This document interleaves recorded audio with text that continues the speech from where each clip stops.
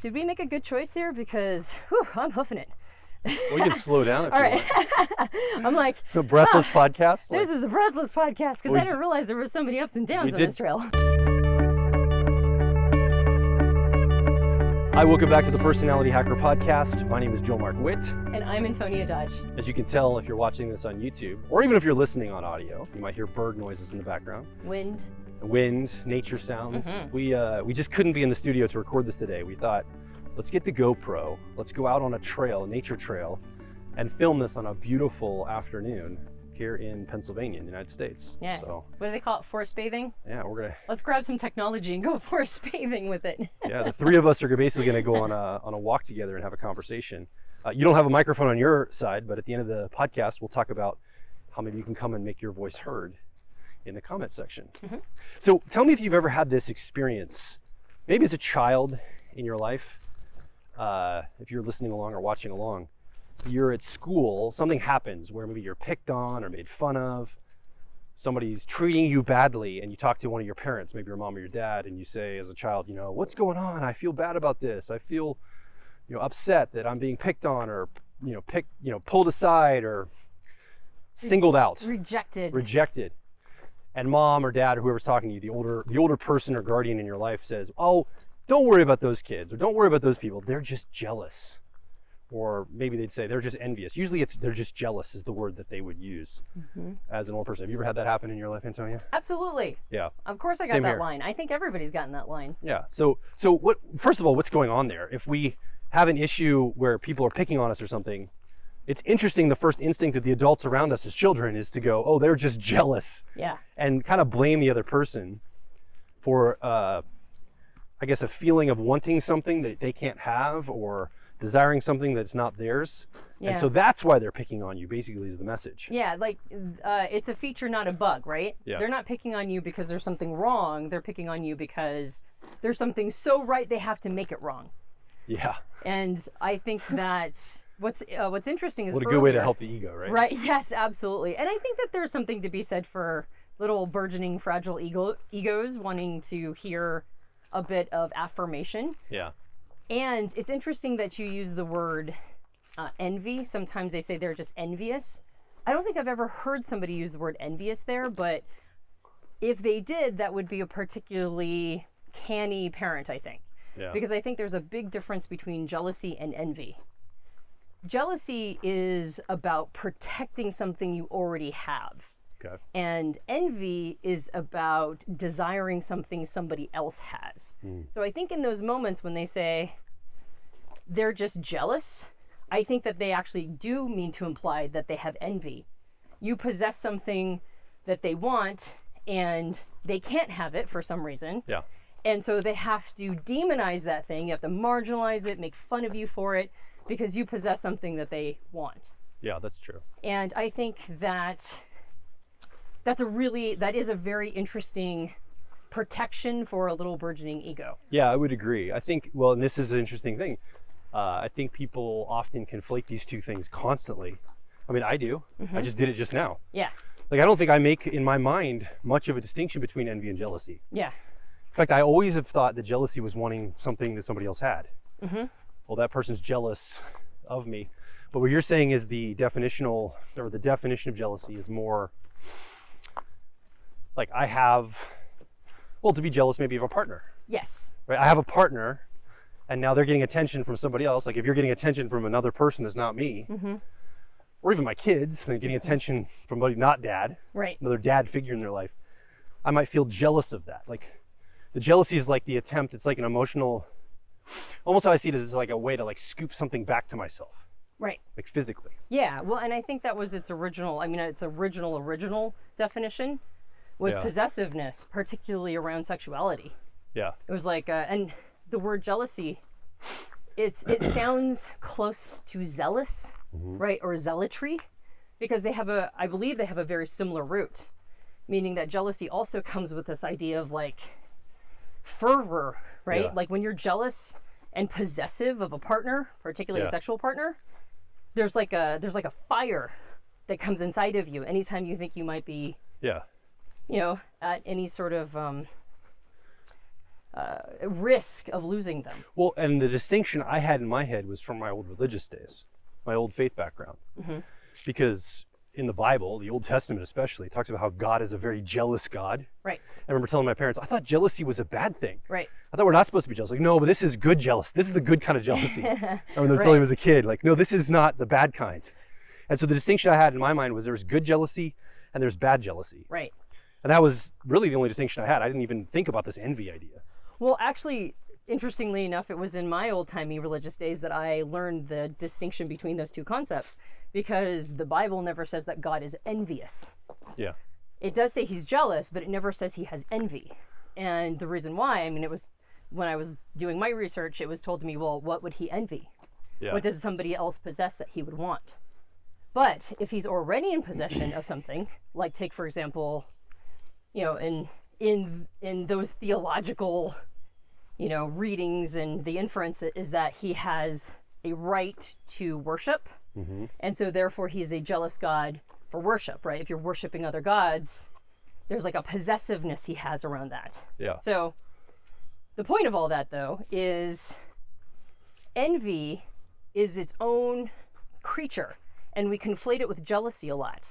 In fact, we use the word jealous when we actually mean envious all the time. We've conflated not only the terms, but we almost have erased the word envy from our vocabulary, instead using the word jealousy, which has a totally different connotation.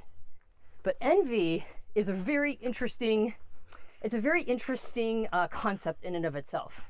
Like, if you think about it through a biblical phrase, if God possesses the quality or trait of jealousy, but does not possess the quality or trait of envy, that makes envy that actually elevates the concept of jealousy a little higher. Yeah. It makes it so that it could be considered a godly trait. Now, I'm no longer in my old-timey religious days, so I no longer think that, you know, something being applied to God in the Bible necessarily indicates its moral superiority. Yeah. Did we make a good choice here? Because, whew, I'm hoofing it. We can slow down if All you right. I'm like, want. A breathless podcast? This is a breathless podcast, because I didn't realize there were so many ups and downs on this trail. We did climb kind of an elevated space. We did. All right. And it's probably what? If, Fahrenheit, it's probably in the mid 80s Fahrenheit. I don't know what that is Celsius. Yeah, it's toasty. For all of you people that don't live in the U.S. All right. Okay. So back to the point. They're like, why is Antonia so breathless? Like, I'm going up an incline. Just bear with me for a sec. So back to the topic. And you're not in sensible shoes. I'm in sensible shoes. Aren't they like a little bit of a platform? They're like no. Nicer shoes? They're like they're really good shoes. They're spongy. They're absorbent. Okay. They absorb the shock, and so the shoes are not the problem. But well, you want to stop for a second? Just land your point so you don't have to move to think. Oh, that's a good idea. Step here in the shade, and then now land your point for a second. All right. So back to this concept of envy. Not that it necessarily means that something being a quote unquote like a trait that is possessed by God in the Bible, in my current paradigm, doesn't necessarily mean that it is a superior character trait. Yeah. But I will say it's very interesting. It's interesting to see that I think also there are many scriptures that talk about the challenge of envy, way more than jealousy. So in my old-timey religious days, when I did this, you know, contrast of these two concepts, I think I realized that envy, I think it's one of the 7 deadly sins. And envy is one of the passions of the Enneagram, right? It's Enneagram 4s have a passion of envy. Yeah. You'll see that the word envy pops up all sorts of places that indicates that it isn't a feature, right? It's a bug. It's a problem. Yeah. It's a real challenge.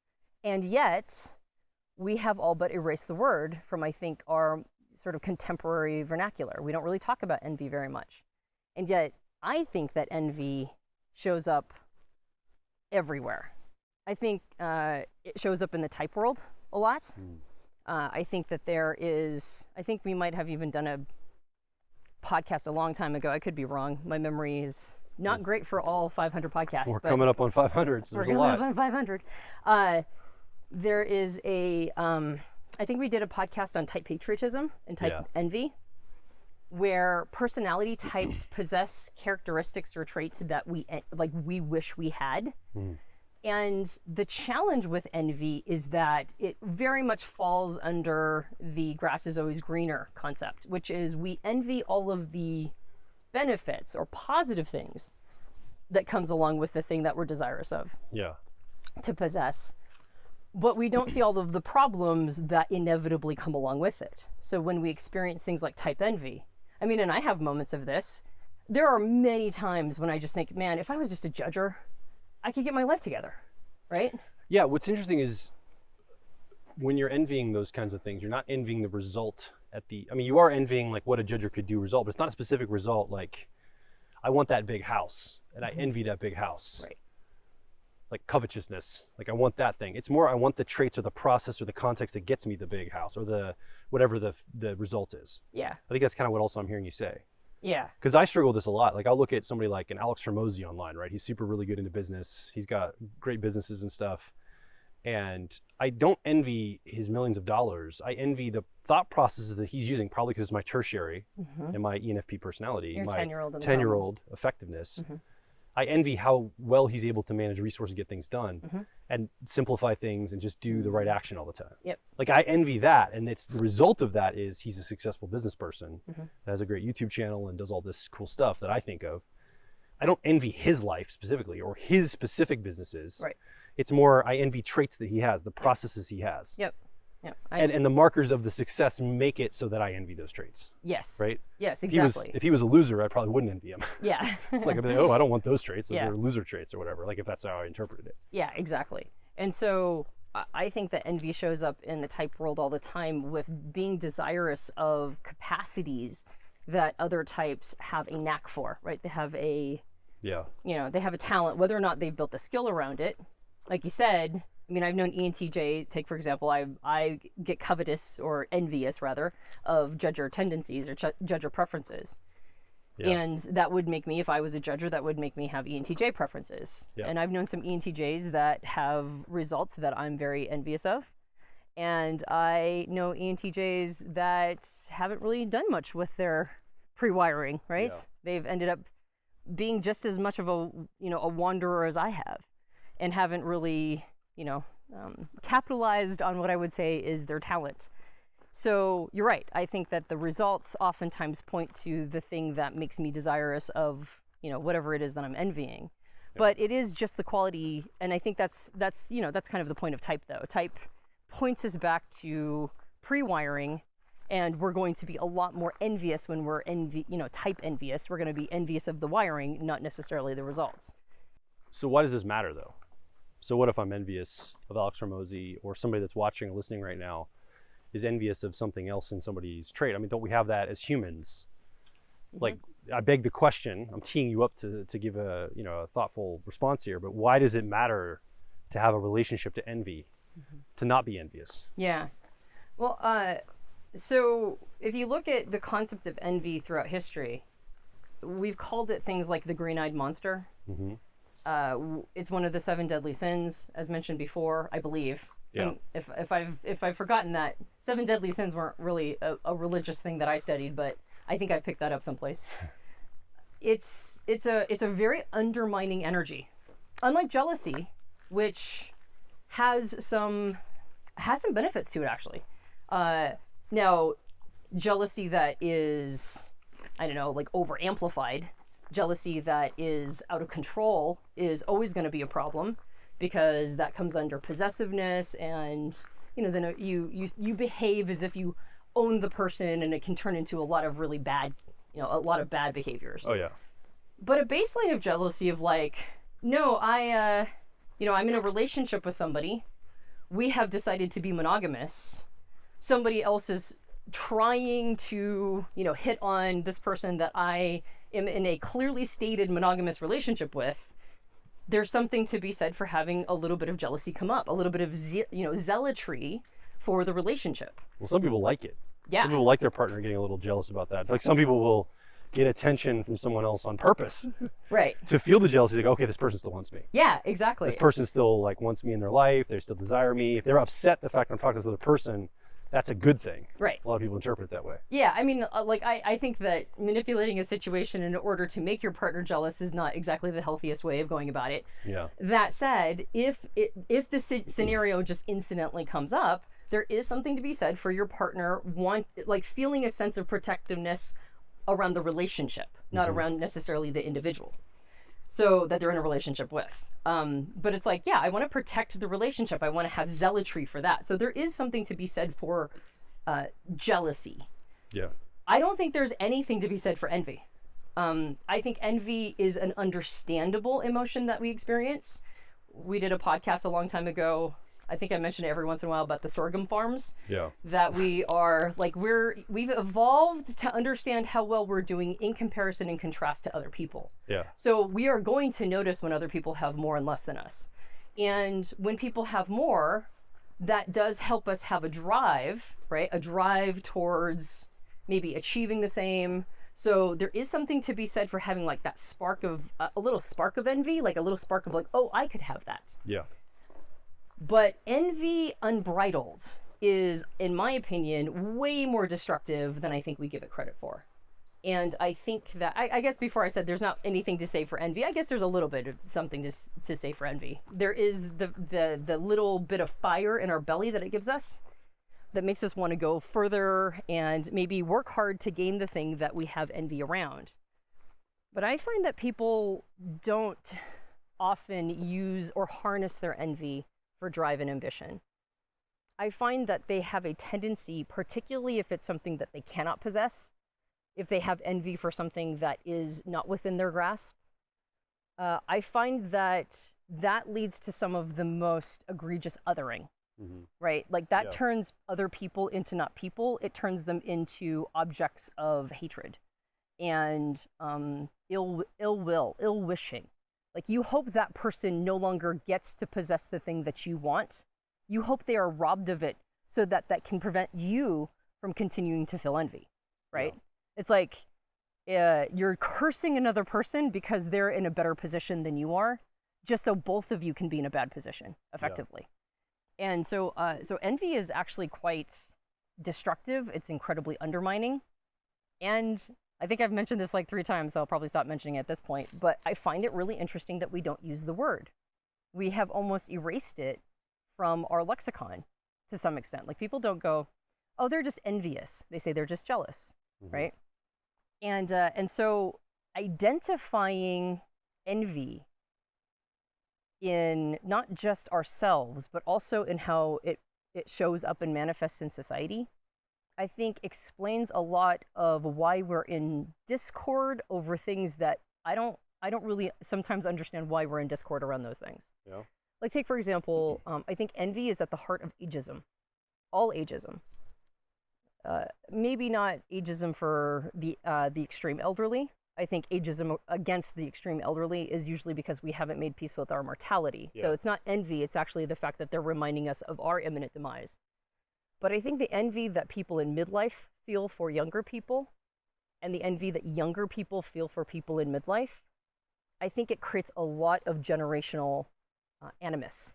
Yeah. And I do think it goes down more to envy than anything else. I bet a lot of parent-child dynamics are feeling this for each other and not even knowing it. Because it's like completely wrong to feel envy for my children, right? Like society would tell me that's wrong. Right. My inner self would tell me that's wrong. But I wonder if like that's still undergirthing some things that we experience as humans. And then envy for our parents that they've got it all together, or that they have, you know, they've spent a lifetime building wealth and having the nice things maybe that they have, like here in the West, for example. And we're like, I want all that now with me and my partner, you know, in my 20s or 30s or whatever. But we don't even know, because we're not supposed to feel this emotion like you're talking about. We don't use the word. Yeah. But I wonder if there's like an undercurrent of it, and it causes confusion because we're not identifying the emotion itself. We're somehow trying to like explain it away in some other reason, maybe even in conflict or whatever.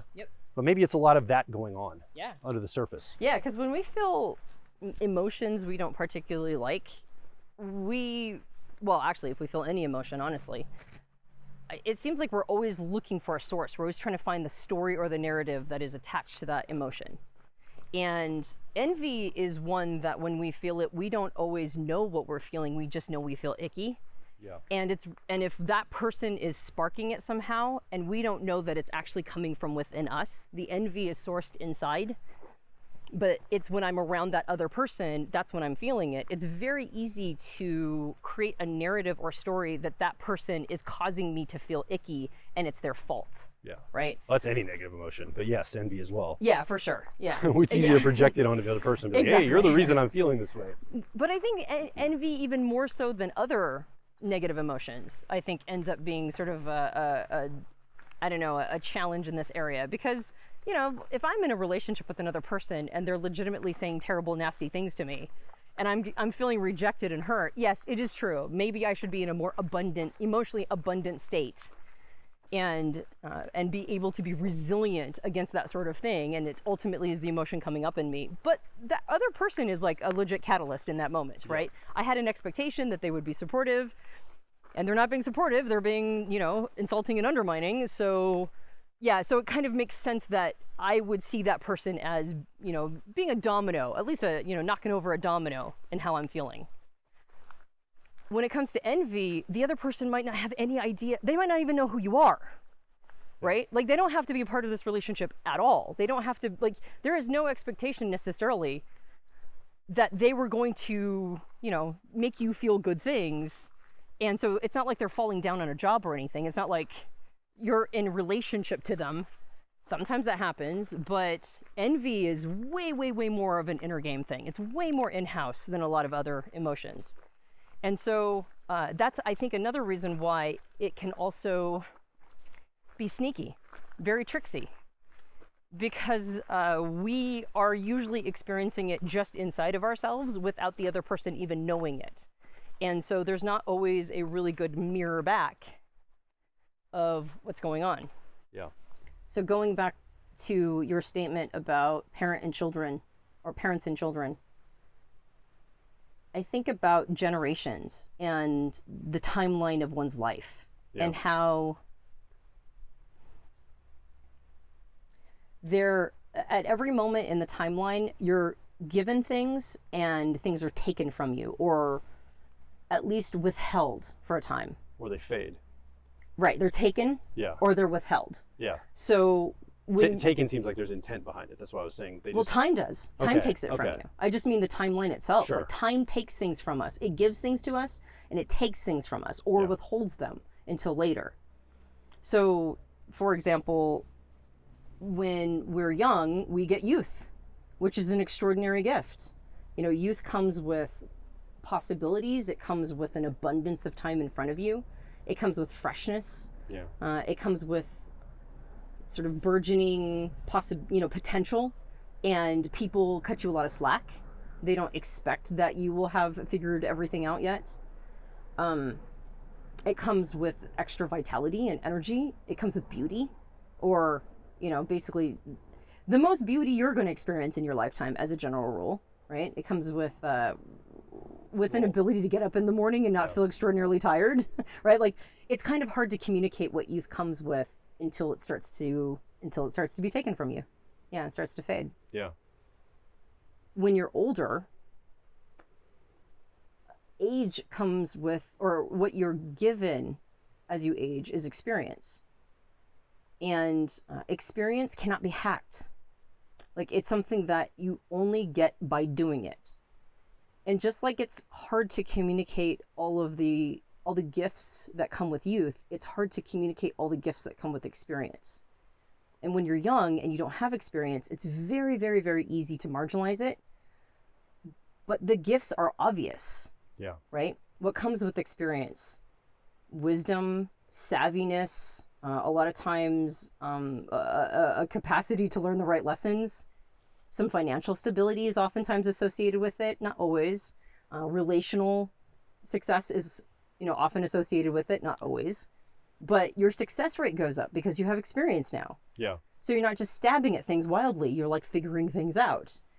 And I do think that youth, whether it is consciously aware of it or not, I think it envies experience. And so it tries to marginalize it. It tries to act like experience is not important. In fact, I think a lot of times young people, and we had a conversation about this before, young people will instead sort of worship insight Yeah. as a substitute for experience. Like insight, the assumption is that the only thing that comes along with experience is insight. Can I be devil advocate by this, by the way? Yeah. Finish your thought. I just want to also inject something here too. Yeah, absolutely. So I think young people, I mean, just to, I guess, close up the thought, I think older people envy youth. Yeah. They envy that time period that is now slipping through their fingers. Yeah. Particularly in midlife. And whether or not they will state that out loud, I mean, it's hard to sometimes own that we envy things because we believe if we say we envy it, it means that we're not grateful for what we have instead. Yeah. And I don't think that that's the case. I think we can still be grateful for what we have while envying components of another thing. And I think when we get older, it's hard not to envy youth. Like, who wouldn't go back? Who wouldn't take everything that they've worked so hard for, all of their insights and experience, all the things that they've gathered, all the wisdom that they've gathered, and then shove it into a 20-year-old body? Right? So can you imagine? It's very easy to feel envy for just youth itself. Yeah. And that makes it easy to marginalize. I find myself doing it all the time. I find myself dismissing youth all the time. And I think it does come from envy. Not that I'm not grateful for what I have at this age, but I think that green-eyed monster comes up, and it's very easy to other young people. And on the flip side, I've just already mentioned how young people, I do believe, envy experience. They envy what middle-aged people have accomplished, or even a little older. You know, it's like, well, why do they get to have a second home? It must just be because of the time period in which they were born. And it's like, or they figured a bunch of stuff out through experience and they earned that. So it's easy for young people to marginalize an other age and experience because it's being withheld from them right now. They don't get to have access to it. Yeah. Just like youth is withheld from middle-aged people, never to be revisited. This idea of insight covering for experience, I want to push back on that as a devil's advocate. Okay. I'm taking a position I don't necessarily embody, but just if someone's watching or listening right now, I can almost imagine maybe somebody that's younger, in their 20s, kind of to your point, saying, well, yeah, my parents or older generations were able to build wealth or do these things. Right. I feel envious for it. Maybe they could identify that, but it doesn't really matter what they feel because there's no way for a person now to ever replicate the experience that older person had. And I would say that maybe what we're positing is that the insights you have they're translation insights, meaning, yeah, maybe I don't live in an economy or a world that can get me the thing that the older generation has, but maybe I could have an insight to translate what would the same situation or same sort of context mean for me. Right. Because I would say a lot of people go, all I have is insight. We're growing up in a postmodern world, not a modernist world. Like there aren't just 3 television channels. Like there's infinite number of misinformation, information, all sorts of crazy stuff all over the internet. Like this is a way different world than my grandfather who fought in World War II grew up in. To take the cues of my life and look to his wisdom for how to live, like he would be upset I have long hair. I mean, like he would be upset if I had a pool table. Yeah, a pool table in my basement. Like anything that would have any markers of like, you know, free form, creative thought. Like, so I think younger people, when they're looking at older generations, I guess you could look at it through the lens of envy, but you could also just look at it through like, that's not going to work for us. And we know it's not going to work for us.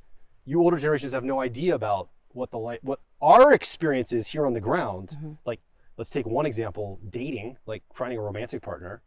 You and I, Antonia, at our age and station in life, have no idea the challenge that younger people face in trying to find a partner, like a life partner or somebody that they want to be with for like a more serious relationship.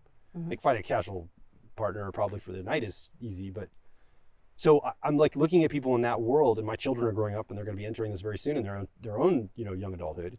And I think, how could they take wisdom from an older generation that has no idea what it's like to live there?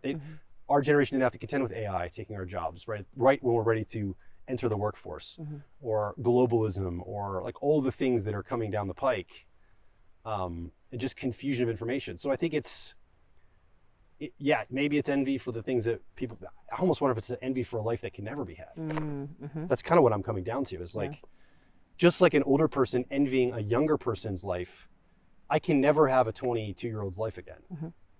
Ever. Like, doesn't matter what I do, I'm never going to be, maybe technology someday would like reduce my age. Like nanobots can repair our cells or something. Maybe, but that's a long shot. Yeah. Like the likelihood of that happening is almost zero, at least at this point in history. Yeah. So a young person looking at an older person saying, I envy something that's impossible. Mm-hmm. I can never live the life. It's just never going to, like, there's just too many people on the planet. There's too much resource to have to distribute, et cetera. Mm-hmm. So I think at that point, it's like, what are we, if we could tune into the envy that we identify, because I identified myself too. I totally identify I'm envious of certain things. Mm-hmm. What do we do with that? Mm-hmm. Like, how do we actually navigate that space if we can identify that emotion? So I hear two things. The first one is the pushback on whether or not young people envy the experiences of older people. Yeah. And the second thing is, what do I do if I identify envy in me? Yeah. What do I do with that? So let me take the first one as the pushback against this idea that young people envy older people's experiences, or that they've had experiences, particularly since those experiences might not translate into their context. And I don't know if I think that younger people envy the specific experiences that older people have had. I think that they envy that they are experienced, meaning that they gain all of the advantages of having walked a certain terrain before, regardless of whether or not the terrain shifts slightly over time. Meaning that, like, if you have social phobia and the world is very different now than it was when, say, your parents were younger and they were trying to deal with their own experiences of, like, potential social rejection, or, you know, all of the fears around how people are going to respond to them. It's like, it's a whole different world. So your experiences don't mean anything to me. That said, when you've gone through any experiences around fear of social rejection or fear of, you know, those kinds of challenges, over time, you get to a place where you're like, oh, why was I fearing that anyway? Right? Regardless of what the terrain was, once you walk it, you go, oh, that wasn't so bad. Yeah. I think I'm going to be okay.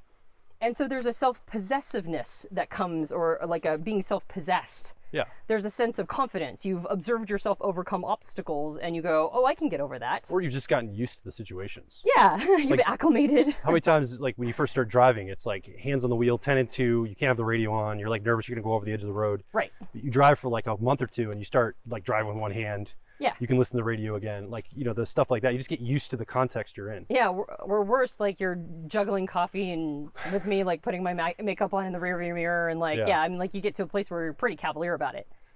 And I think it's that is envied. I think rested in the self. The feeling rested into the self. Now, of course, there's going to be somebody who's listening that's like, I know a lot of insecure older people, and it's like, yeah. Like, it's not, but the trend is that when you get to at least midlife, you start to relax a little bit, right? Well, they've certainly been able to feed themselves that long.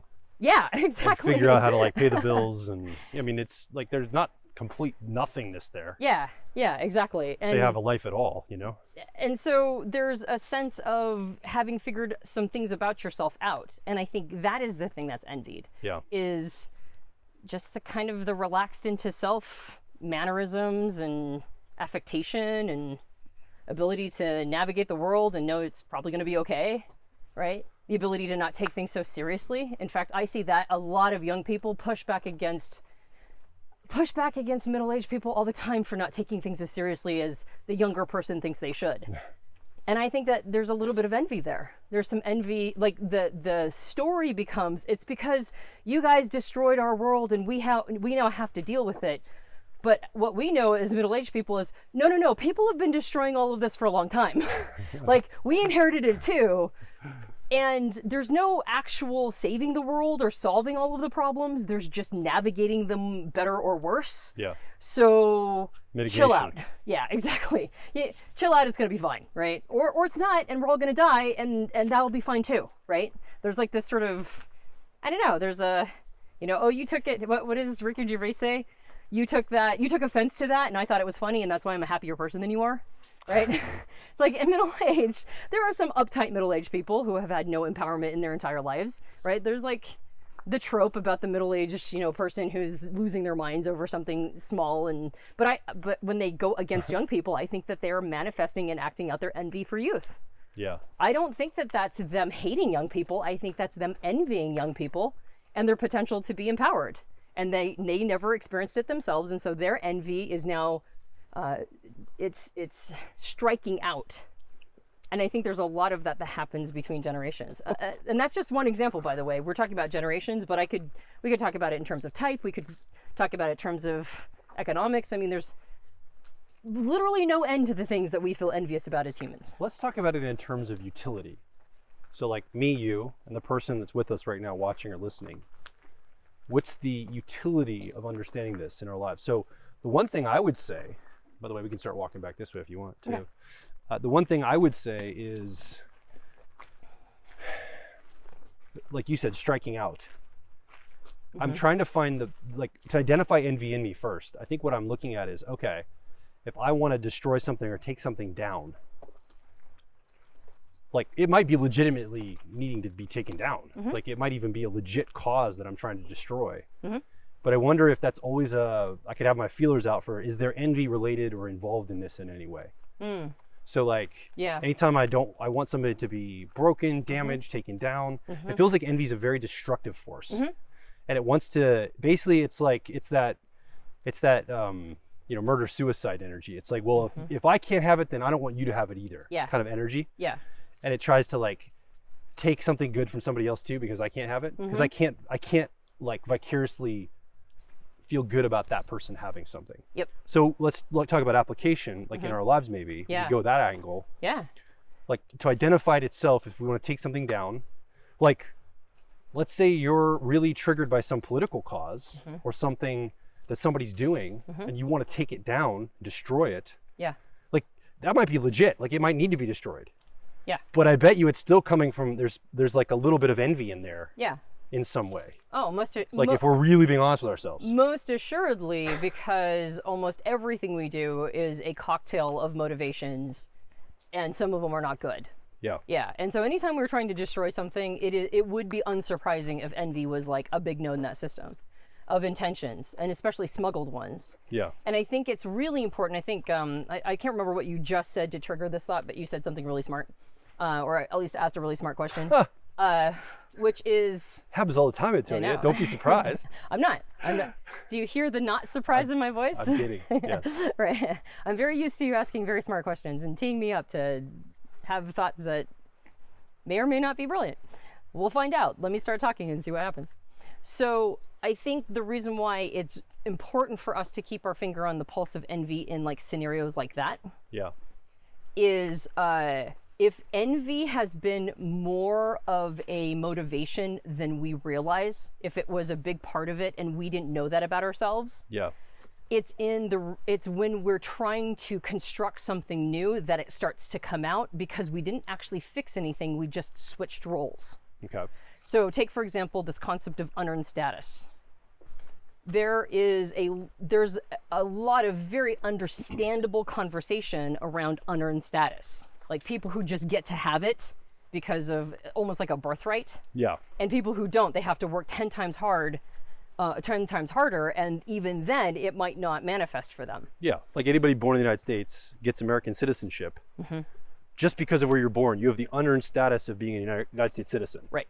You didn't earn that. Right. You were just born here. Yeah. Right. All of us were. Or kids, trust fund kids. Yeah. Or the whatever level it is, beautiful, but, yeah. Or the ridiculously intelligent, or one's skin tone. Right. Like there's a bunch of stuff here around unearned status. Right. So. I was trying to find a real ubiquitous that most people could identify of having, like a citizenship. Right. Of whatever country you're from. Exactly. Right. And especially if it's a country that isn't, doing well. Is doing well. Yeah. Right. Relatively. Even though the whole world is unraveling relatively well in an unraveling world. Yeah. So regardless of what it is, when you're talking about unearned status, if the desire to equalize has more envy in there than a person wants to admit, if they are successful, what ends up happening is that they replace themselves and people like them as the people who have the unearned status. They don't actually equalize. Okay. Right? So Well, I don't think that those beauty standards are realistic. So instead of equalizing and making it so that beauty is seen in all shapes and sizes and all forms, I'm instead going to change the beauty standard to match me. And I'm going to demonize the person who used to have the beauty standard. Like take, for example, extremely thin women, right? There's like women who are just very naturally super thin. Their assumption, particularly since like I grew up in the 90s where that was, you know, it comes and goes, like being like twiggish, I guess you could say. It comes and goes for whether or not that's the beauty standard at the time. In the 90s it was. And so I grew up just thinking everybody, all women who were extremely lean, just you know, there was this assumption that they were super confident in their bodies. And it took me a while to figure out, no, because people are constantly dogpiling them too and telling them to eat a sandwich, even including myself. I was a person who was like, eat a sandwich, right? And so if that's the beauty ideal, there is this desire to not go, well, that's beautiful and also curvy is beautiful or whatever. Yeah. There's a desire to say, no, that's not beautiful anymore and curvy's beautiful if that matches mine. So the challenge with envy is that it erodes people's, what they believe is their positive intention and motivation to turn things for the better. If there is a heavy dosing of envy in there, when they get into a position of power, should they be able to do that? Should they be able to be influential? They haven't actually solved anything. They've just swapped roles. Okay. Right? And I think that that's one of the reasons why it's really important for us to keep our finger on the pulse of envy is too much of it means that we're now going to want to be the person who's envied. Yeah. Right? That the desirous thing is not the position of the having, it's the position of the being envied. Does that make sense? Yeah. Yeah. Yeah, well, I think in terms of this, so what you're talking about then is there's a component of power to this, and a component of, well, I don't know if spitefulness is the word, but it's like once I get in power, I'll switch things and make them more in the image of myself is what you're positing. Yeah. So again, how do we translate that to you and me, our lives? And how do we translate to somebody that's here with us in this conversation? Right. Like, how do we contextualize it and not just make it a thing that's interesting to Antonia Dodge? Well, no, I'm not saying that. I'm just saying like in a real practical way. I think it is an interesting conversation, but it's going to be really hard to identify. Like everybody that would go against maybe a beauty standard of yours, I don't think most people would go, well, that's because I'm envious. Like no one's going to want to admit that. No, envy is very rarely owned, and that's why I think. I mean, I guess I'm not going to stop saying it. I said I was going to stop saying it earlier, but we have basically erased it from our lexicon. We don't talk about envy unless it is in terms of somebody else. We'll project it outward, but we won't own it for ourselves. Yeah, it is. I mean, I could argue that envy might be some of the most insidious shadow content. Yeah. Yeah, it's very hard for us to own it. Well, then maybe one exercise we could do, like you, me, and the person watching or listening, is just try to identify the things that we are probably envious around at all. Like just like finding the muscle cluster of envy in our lives. Like where do I tend to be envious? And again, I think the through line is what do I tend to want to destroy or see destroyed without really even understanding it maybe fully. Yeah. Like if I use the word destroy, dismantle, deconstruct about anything, is that a through line for envy, right? Like, I don't know, like I'm having a hard time with this concept because I could identify envy in my own life, but I'm like, it's hard to know what to do with it. Like it's hard to know what to do with the identification as I think about it. Yeah, I think, as we mentioned before, just like with jealousy has a purpose. And I was like, I don't see any purpose with envy. And then like 2 seconds later, I was like, oh no, I see the purpose of envy. Yeah. Envy can be a motivator. Yeah. It's a motivator, not necessarily to take somebody else down, although that's usually what it ends up motivating us toward. It can be a motivator for us to do better, right? To go, okay, why do I want something that somebody else has? Is it because I actually want that for myself, or what is the thing that I want? Sometimes we think we're envying, like we diagnose our envy if we were to look at it and sit with it. And by the way, those who know the Enneagram and have identified themselves as Enneagram 4s, they probably are like ahead of the game on the work, right? They've already had to This is like the water they swim in, right? This is water they swim in. So all the rest of us that are like, do I feel envy? Is that a thing of mine? Yeah. So I think the beginning is, or like the first thing is to identify that I have it inside of me. And then when I'm trying to figure out what I feel envious around, have some discretion around that. Like you mentioned, when you think about somebody like Alex Hormozi, Yeah. it's not the specific results that he's gained. It's the fact that he has the capacity to get those results in what feels like an easier way than you. Like because of his type preferences maybe, or because of his life choices or whatever. Like you envy the system that helps him create those results. Yeah. And so I think when a person is tapping into their own envy, sometimes it's easy to misdiagnose what we're actually envious about. We might think that we envy a person's partner, when really what we're envying is companionship and a lack of loneliness. Yeah. Right? It's and so if lack of loneliness is the thing that we're envying, it might be a lot easier to not be lonely, to figure out the mechanism or system of not being lonely, than it is of having that person's partner. Does that make sense? Yep. And so it's kind of a diagnostic tool for us to figure out what it is that we're missing in our lives and get better at creating goals for ourselves to rise up to those things. Like envy might be actually a helper in some ways of what our path is supposed to be, right? Like what's the next thing? If I'm super envious, like right now, I'm feeling very envious of my younger self. I can feel it in myself all the time. I'm so envious of, and honestly, when I look back at my younger self, I'm like, why did I waste everything?